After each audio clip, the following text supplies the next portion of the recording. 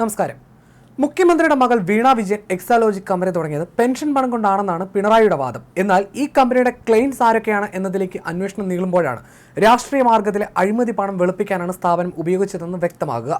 കഴിഞ്ഞ ദിവസം മാത്യക്കുഴൽനാടൻ നടത്തിയ വെളിപ്പെടുത്തലിൽ മുഖ്യമന്ത്രി പിണറായി വിജയൻ CMRL എന്ന കമ്പനിക്ക് സഹായം ചെയ്തു കൊടുത്തുവെന്നും അതിന് പ്രതിഫലമായി വീണയുടെ കമ്പനി വഴി പണം എത്തിയെന്നും വ്യക്തമാണ്. 1.72 കോടി രൂപയുടെ ഇടപാടാണ് നടന്നതെന്ന് ഇതുവരെയുള്ള അന്വേഷണ ഏജൻസികളുടെ അന്വേഷണത്തിൽ നിന്ന് വ്യക്തമാണ് താനും.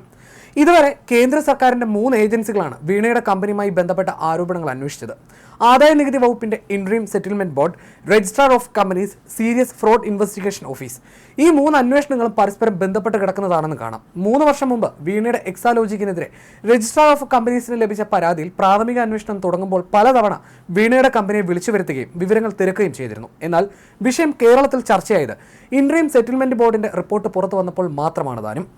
2020 നവംബർ മാസം മുതൽ വീണയുടെ കമ്പനിക്കെതിരെ അന്വേഷണം ആരംഭിച്ചിരുന്നു. കർണാടക ROCയുടെ അന്വേഷണമായിരുന്നു നടന്നത്. അന്നെല്ലാം പലതവണ വീണയുടെ കമ്പനിക്ക് സമൻസ് അയച്ചു. കൂടാതെ വിശദീകരണങ്ങൾ തേടി. എന്ത് സോഫ്റ്റ്വെയർ സഹായം നൽകി എന്നതടക്കമുള്ള ചോദ്യങ്ങൾ ഉയർത്തിയെങ്കിലും അതിനൊന്നും വ്യക്തമായ മറുപടി നൽകിയില്ല. GST അടച്ചിട്ടുണ്ടെന്ന വിശദീകരണമാണ് വീണയുടെ കമ്പനി നൽകിയത്. 2021 ജനുവരി 9 ആദ്യ നോട്ടീസ് അയച്ചത്. തുടർന്ന് 2022 ജൂലൈ 22 വീണയുടെ കമ്പനി നോട്ടീസിന് മറുപടി കൊടുത്തു. തുടർന്ന് 11/8/2023 പ്രാഥമിക അന്വേഷണ റിപ്പോർട്ട് തയ്യാറാക്കിയ വീണയ്ക്കും കമ്പനി ഓഡിറ്റർക്കും അയച്ചു കൊടുക്കുന്നു. തുടർന്ന് 8/9/2023 വീണ തൃപ്തികരമല്ലാത്ത ഒരു മറുപടി നൽകുന്നു. 29/12/2023 കമ്പനീസ് ആക്ട് പ്രകാരം കേസെടുക്കുകയും അന്വേഷണം വിപുലപ്പെടുത്തുകയും ചെയ്തു. തുടർന്ന് ഇങ്ങോട്ട് വിവിധ ഘട്ടങ്ങളിൽ ROC നടത്തിയ അന്വേഷണ വിവരങ്ങളാണ് സത്യവാങ്മൂലത്തിൽ പറയുന്നത്. എന്തുകൊണ്ടാണ് അന്വേഷണം നടത്തുന്നത് എന്നതടക്കമുള്ള വിവരങ്ങൾ ഉൾപ്പെടുത്തിയിരുന്നു. തന്റെ കമ്പനിക്കെതിരെ ROC അന്വേഷണം നടക്കുന്നുണ്ടെന്നും അതുകൊണ്ട് SFIO അന്വേഷണം വേണ്ടെന്നും കാണിച്ച് സമർപ്പിച്ച ഹർജിയിൽ ഇക്കാര്യങ്ങളെല്ലാം ഉൾപ്പെടുത്തിയിട്ടുണ്ട്.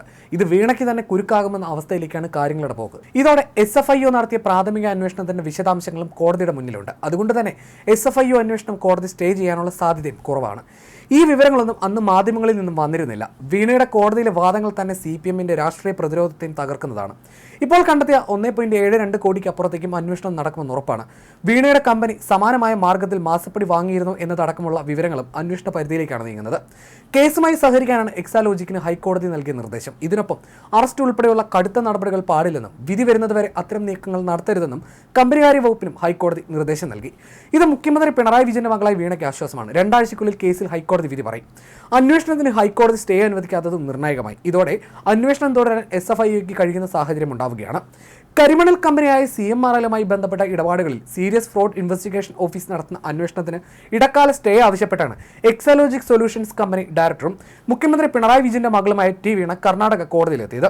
വിധി പറയുന്നതുവരെ എക്സാലോജിക്കിനെതിരെ കടുത്ത നടപടി പാടില്ലെന്ന് കോടതി SFIOയ്ക്ക് നിർദ്ദേശം നൽകി. അതേസമയം SFIO ആവശ്യപ്പെടുന്ന എല്ലാ രേഖകളും എക്സാലോജിക് ഹാജരാക്കണമെന്നും നിർദ്ദേശം നൽകിയിട്ടുണ്ട്. ജസ്റ്റിസ് M നാഗപ്രസന്നയുടെ ബെഞ്ചാണ് ഹർജി പരിഗണിച്ചത്. SFIO അന്വേഷണം നിലനിൽക്കില്ലെന്ന് എക്സാലോജിക് കോടതിയിൽ അവകാശപ്പെട്ടു. രജിസ്ട്രാർ ഓഫ് കമ്പനീസ് അന്വേഷണം തുടരുകയാണ്. അത് തുടരാമെന്നും CMRLുമായി ഇടപാടിലെ ആരോപണത്തിന് മറുപടി നൽകിയിട്ടുണ്ടെന്നും എക്സാലോജിക് അറിയിച്ചു. അതോടെ രജിസ്ട്രാർ ഓഫ് കമ്പനീസ് അന്വേഷണം എന്തായെന്ന് കോടതി ചോദിച്ചപ്പോൾ അന്വേഷണ പുരോഗതി അറിയില്ലെന്ന് എക്സാലോജിക്കിന് വേണ്ടി ഹാജരായ അഭിഭാഷകൻ അറിയിച്ചു. കരിമണൽ കമ്പനിയായ CMRLിൽ നിന്ന് എക്സാലോജിക് സൊല്യൂഷൻസ് കമ്പനിക്ക് അനധികൃതമായി പണം ലഭിച്ചതിനെക്കുറിച്ചാണ് സീരിയസ് ഫ്രോഡ് ഇൻവെസ്റ്റിഗേഷൻ ഓഫീസ് അന്വേഷണം. SFIO, കേന്ദ്ര കോർപ്പറേറ്റ് കാര്യ മന്ത്രാലയം എന്നിവരെ എതിർകക്ഷികളാക്കിയാണ് വീണയുടെ ഹർജി. അതിശക്തമായ മറുവാദം SFIOയും ഉയർത്തി. രാഷ്ട്രീയക്കാർക്ക് 135 കോടി കൊടുത്തുവെന്ന് കണ്ടെത്തിയിട്ടുണ്ട്. ഈ സാഹചര്യത്തിലാണ് അന്വേഷണം. ഇതുവരെ വീണയ്ക്ക് നോട്ടീസ് മാത്രമേ നൽകിയിട്ടുള്ളൂ. അതിനപ്പുറത്തേക്കൊന്നും തീരുമാനിച്ചിട്ടില്ല. എക്സാലോജിക്കിന് സേവനമില്ലാതെ 1.72 കോടി നൽകിയെന്ന് കണ്ടെത്തിയെന്നും SFIO അറിയിച്ചു. CMRLും എക്സാലോജിക്കുമായുള്ള സാമ്പത്തിക ഇടപാടുകൾ സംബന്ധിച്ച അന്വേഷണത്തിന്റെ ഭാഗമായി വിവിധ രേഖകൾ ആവശ്യപ്പെട്ട് വീണയ്ക്ക് SFIO സമൻസ് നൽകിയിരുന്നു. നേരത്തെ CMRLിലും KSIDCയിലും നേരിട്ടുള്ള പരിശോധനയ്ക്ക് മുന്നോടിയായി നൽകിയ നോട്ടീസാണ് വീണയുടെ കമ്പനിക്ക് നൽകിയത്. കമ്പനിയുടെ സേവനം, സാമ്പത്തിക ഇടപാടുകൾ എന്നിവ സംബന്ധിച്ച രേഖകളാണ് നൽകേണ്ടത്.